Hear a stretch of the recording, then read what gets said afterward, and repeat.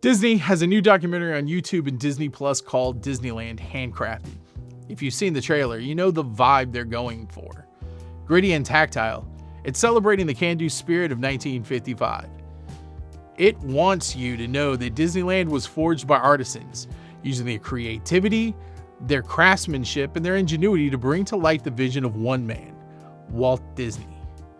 And I guarantee you that there were a number of those artists that didn't fully understand that vision, but they knew that the man they were following, the dreamer, the futurist, was a man worth betting on, a man that would push them further in their craft, a total rock star. As we watch that documentary, watch as those first Imagineers forged the standard for themed entertainment. We should also think about the massive, glaring irony that's been hanging over Disneyland Handcrafted. Disney is about to spend millions of marketing dollars celebrating the artisans of the past, at the exact same moment in history where they have systematically erased the individual artisan from the present. For decades, the Walt Disney Company didn't just sell us rides. They sold us the authors of the rides. We knew their names, we knew their faces. We knew Tony Baxter was the romantic, Marty Sklar was the ambassador, and Joe Rohde was the adventurer. They were rock stars. Now, quick, name the lead Imagineers on the new Monstropolis land coming to Hollywood studios. Name the lead creative on the Avengers e-ticket. You can't. The Rockstar Imagineer is dead. Joe Rohde was the last of the Mohicans, and when he walked out the door in 2021, he took an entire era of corporate philosophy with him. Today, we're going to look at why Disney killed the rock star, whether it was actually a smart business move, and how a company built on magic decided that the magician was a liability. This is the story of the suit, the creative, and the death of the celebrity Imagineer. To understand the death, we have to understand the birth, and interestingly, it didn't really start with Walt. Sure, Walt had his 9 old men, but let's be real about the 1950s and 60s structure. Walt was the star. Everyone else was the staff. Mark Davis, Ex Atencio, Raleigh Crump, these guys were geniuses, but they weren't household names to the general public at the time. The shift to the Rockstar model actually happens in the 1980s with the arrival of Michael Eisner. Eisner came from Paramount. He came from movies, and if there's one thing a movie executive understands, it's that stars sell tickets. Eisner realized that to revitalize the parks, he couldn't just sell Disney as a monolith. He needed auteurs. He needed Spielbergs and Lucases, but he needed them in-house. And the funny thing is, Eisner didn't have to go headhunting in Hollywood to find his star. The perfect leading man was already in the building. He was a survivor of the old guard. Tony Baxter hadn't been hired by a headhunter.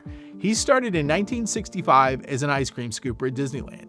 He was a kid who literally worked his way up from the service industry, and he had the perfect pedigree.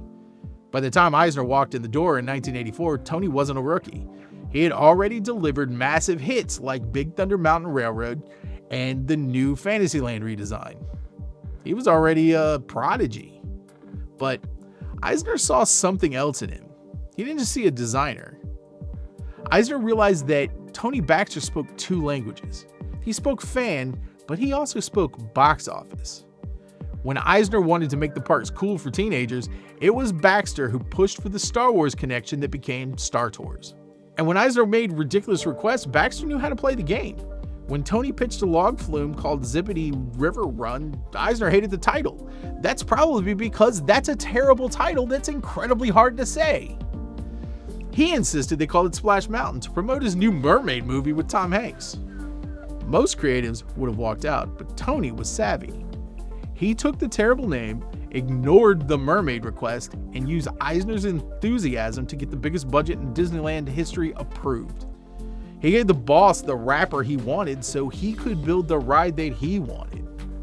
When Disney marketed Splash Mountain or Indiana Jones Adventure, they didn't hide Tony. They put him on TV specials. They let him give interviews where he talked about his vision. Eisner allowed this because it added value. It told the audience that this wasn't a cynical cash grab. This is a work of art created by this passionate genius.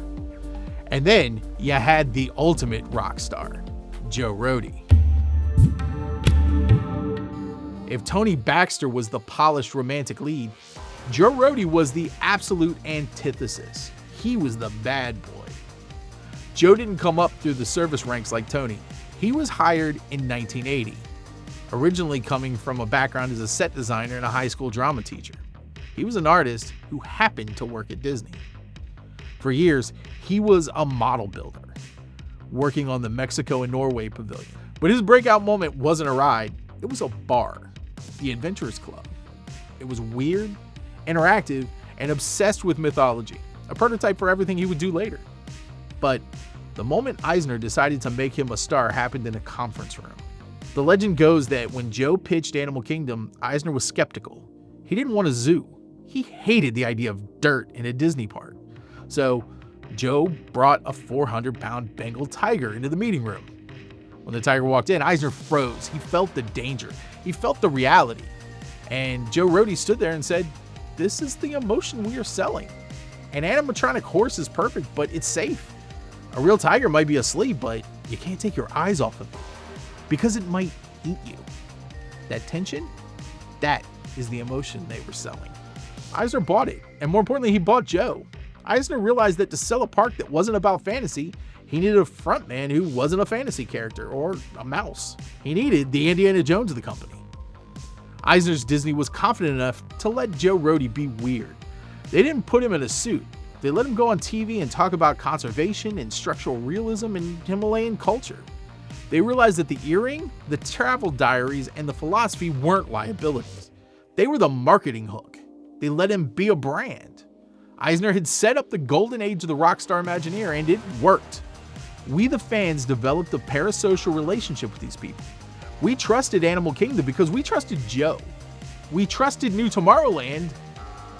Okay, maybe not that one, but you get the point. And Tony Baxter did give us Indiana Jones and the Forbidden Eye, so that was pretty cool. The Rockstar served a corporate purpose. They humanized the billion-dollar machine. They made you feel like there was a soul in the concrete, but then the machine changed. When Bob Iger took over, the strategy shifted from the Disney decade of ride innovation to the acquisition era of intellectual property. Under the Eisner era, the attraction was the star. Expedition Everest is a roller coaster about a Yeti. To sell it, you need Joe Rohde explaining the mythology of the Yeti. But under Iger, the IP is the star. You don't need a Tony Baxter to sell Star Wars Galaxy's Edge. You have Star Wars. You don't need a visionary Imagineer to explain why Toy Story Land is cool. Because, there's Woody, there's Buzz, that's cool. The Rockstar Imagineer became redundant. Why spend marketing dollars building up the name recognition of a creative director when the audience is already sold on the movie franchise? In fact, under the modern Disney structure, the Rockstar Imagineer isn't just redundant. They're a liability. Think about it from a corporate HR and PR perspective. One, Rockstars have leverage. If Joe Rohde's the only person who can fix the Yeti, Joe Rohde can ask for a lot of money. Two, Rockstars have opinions. If a famous Imagineer goes on Twitter and criticizes a company decision, it's news story. If some random creative does it, nobody cares. Disney just fires them and moves on with zero public outcry. And three, Rockstars leave. When a face of the company retires or gets fired, it causes panic in the fan base. It affects the stock price. It creates a narrative that Disney can simply avoid by not creating the problem in the first place. So Disney pivoted. They moved to the portfolio executive model. But it's not like the talent just evaporated. These Imagineers are just as brilliant as Baxter or Rohde. They're just positioned differently. Take Scott Trowbridge. If this were the 90s, he'd be a household name. He's the guy who ran Disney's R&D division. He's the brain that brought us Spider-Man at Universal and then came to Disney to deliver the most technically complex land in history, Star Wars Galaxy's Edge. He's a genius of immersion. But is he sold to us as the next Walt? No. He's just the portfolio creative executive, a manager of the Star Wars asset. We have Charita Carter, who started in finance, literally an accountant, and pivoted to become the creative force behind Mickey and Minnie's Runaway Railway and Tiana's Bayou Adventure. That is an incredible underdog story. We have Jeanette Lomboy, who started as a ride operator and rose to run the entire creative vision for Disneyland in Aulani. She's the one who made Avengers Campus fit into a parking lot. These people are rock stars. They have the resumes, they have the wins. Galaxy's Edge changed the parks, Runaway Railway is a piece of living art, but Disney doesn't want you to fall in love with them. Because if you fall in love with Charita Carter and then Disney fires her, you get angry. But if you fall in love with the Princess and the Frog brand and Charita leaves, you barely notice. They are positioned as managers of the IP, not authors of the experience. They don't wear safari hats and earrings. They don't talk about their artistic struggle. It's almost like a return to when Walt Disney was the singular star of the parks. Except now, it is the brand and the IP that are the stars, not their people. And certainly not a singular Rockstar Imagineer. This is why Joe Rohde's retirement in January 2021 felt so heavy. It wasn't just a retirement, it was more like the series finale of the Imagineering star system. Joe was the last one who had tenure immunity. He was grandfathered in. He was allowed to be eccentric because he was Joe. Look at how he talked to us. He didn't talk down to the audience. He treated theme park design like graduate level anthropology. He assumed we were smart. When he left, who replaced him in the public consciousness?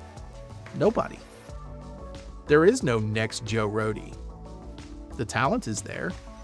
There are young Imagineers right now with just as much vision, just as much eccentricity, and just as much genius as Rohde or Baxter. But they're not really being given the microphone. They're hidden behind the Blue Sky Collective. They're credited as the team. They'll still pop up on YouTube videos, and it's not like Disney is hiding them completely, but they aren't treating them the same way.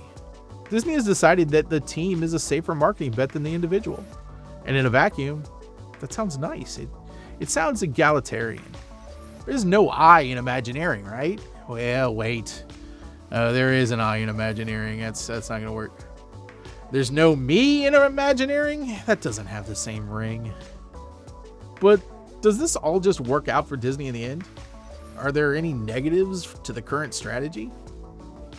When you remove the auteur, you remove the accountability and you remove the singular vision. Look at the Galactic Starcruiser. That project failed for a lot of reasons. Price point mostly, but creatively it felt like designed by committee. It checked a lot of boxes, but it lacked, a soul. It lacked that weird idiosyncratic spark that comes from one person saying, no, we aren't doing it this way because I said so. We're doing it this way. And maybe that's what contributed to one of the biggest complaints and recent pivots with all of Galaxy's Edge. Would a singular vision have designed it to be stuck in that sequel trilogy timeline? That decision sounds a whole lot like letting the IP set the stage for design decisions. Without a Rockstar to rally behind, the fans become cynical, and when we see a decision we don't like, we don't say, well, I trust Tony Baxter, let's see where he's going with this. We say, oh, the greedy suits are cutting the budget. The Rockstar was a shield for the company. We forgave a lot of sins because we liked the sinner. Now there is no sinner. There's just the corporation. Although, the corporation does tend to land in sinner territory more often than not. And that brings us back to this documentary, Disneyland Handcrafted. Why is Disney comfortable celebrating the Rockstars of 1955? Because they're safe. They're history. They can't ask for a raise. They can't tweet about political controversies. They're mythic figures that can be packaged and sold to reinforce the legacy brand. It is safe to deify the dead. It's very risky to deify the living. Disney wants you to look at the guys in 1955 and say, wow, look at that passion. Look at what Walt brought together. Just because we know the names that became Disney legends doesn't mean that at the end of the day, we aren't subliminally giving full credit to the visionary at the top. The visionary who in death became the brand. And when it comes to Imagineering in 2026, they want you to see them as serving that brand. Rockstars are reckless. Rockstars will give you the finger and destroy a hotel room. But the brand will deliver what the suits want every time. No questions asked. Here's the thing. We're rational Disney park fans. So we need to take a look at the other side of this. There is an argument to be made that the Rockstar era was actually the anomaly, and the current era is the reality. We just look fondly on it because it delivered on the things that we needed at the time. Tony Baxter delivered some amazing attractions that are goated today.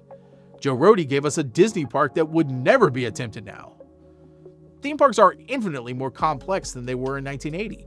Building a land like Pandora or Galaxy's Edge involves thousands of people, international safety codes, complex ADA compliance, and massive technological integration. Not to mention, Disney's going to need a return on that investment. Is it actually fair to point to one guy with an earring and say he did it? Probably not. The auteur theory has always been a bit of a lie, in film and in theme parks. It erases the work of the structural engineers, the lighting designers, the landscape architects, the writers, the marketers. Maybe moving away from the Rockstar model is actually healthier for the internal culture at Imagineering. Maybe it stops the ego tripping. Maybe it allows for a more collaborative environment where the best idea wins, not just the loudest voice or the most eccentric ears. But while it might be healthier internally, it is boring externally. We are all storytelling creatures. We connect with people, not corporations. When Steve Jobs died, Apple didn't stop making phones, but the narrative of Apple changed. It lost its wizard. Disney parks haven't lost their wizards. The magic is still there, technically. The engineering is better than ever. The animatronics are fluid. The immersion is actually getting deeper. The magician, though, the one who takes the stage and makes us believe that a rabbit materialized from an empty hat, he's no longer there. And that charm, the feeling that a crazy person dreamt this up and somehow convinced a bank to pay for it, I kind of went with him. Now the only thing on that stage is a simple title card that says Magic, brought to you by Disney. So when Disneyland Handcrafted drops, watch it, enjoy it. Respect the craftsmanship of the past. But while you're watching it, ask yourself, who are the people building the future? Why don't we know their names? And is the park better off because the magic is now an anonymous corporate output? Walt Disney once said, "It takes people to make the dream a reality." He was right. I just wish the modern company wasn't so afraid to let us elevate them to rock star status.